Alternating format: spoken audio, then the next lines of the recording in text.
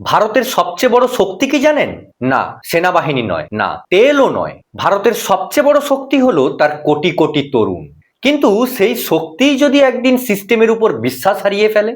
আজ সারা দেশে যে ছাত্র আন্দোলন চলছে সেটা শুধু একটা পরীক্ষার সমস্যা নয়, প্রশ্নটা আরো অনেক বড়। যদি এত পরিশ্রম করেও সিস্টেমের উপর ভরসা না থাকে, তাহলে দেশের ভবিষ্যৎ গড়বে কে? একটু ভেবে দেখুন, একটা ডিপসি পোর্ট হয়তো কয়েক বছরে তৈরি হয়ে যায়, কিন্তু একজন দক্ষ ইঞ্জিনিয়ার, ডক্টর, সায়েন্টিস্ট তৈরি করতে সময় লাগে প্রায় 15 থেকে 20 বছর। ভারতের আসল শক্তি তেল বা খনিজ সম্পদ নয়, বরং তার আসল শক্তি হলো হিউম্যান ক্যাপিটাল। আর সেই হিউম্যান ক্যাপিটালের উপর যদি মানুষের আস্থা কমে যায়, তাহলে বড় বড় প্রজেক্ট থাকলেও দক্ষ জনশক্তি তৈরি করা কঠিন হয়ে পড়তে পারে। তখন এটা শুধু আর ছাত্রদের সমস্যা থাকে না, এটা তখন ভবিষ্যতের উন্নয়নের একটা প্রশ্ন হয়ে দাঁড়ায়। তাই একদিকে সরকার অ্যান্টি লিক আইন, এক্সাম রিফর্ম এবং দ্রুত বিচারের মতো পদক্ষেপের কথা বলছে, অন্যদিকে আন্দোলনকারীরা চাইছে আরো বেশি অ্যাকাউন্টেবিলিটি এবং এমন একটি পরীক্ষা ব্যবস্থা যেখানে সবাই সমানভাবে বিশ্বাস করতে পারে। একটা দেশের ভবিষ্যৎ কি শুধু বড় বড় প্রজেক্টেই তৈরি হয়,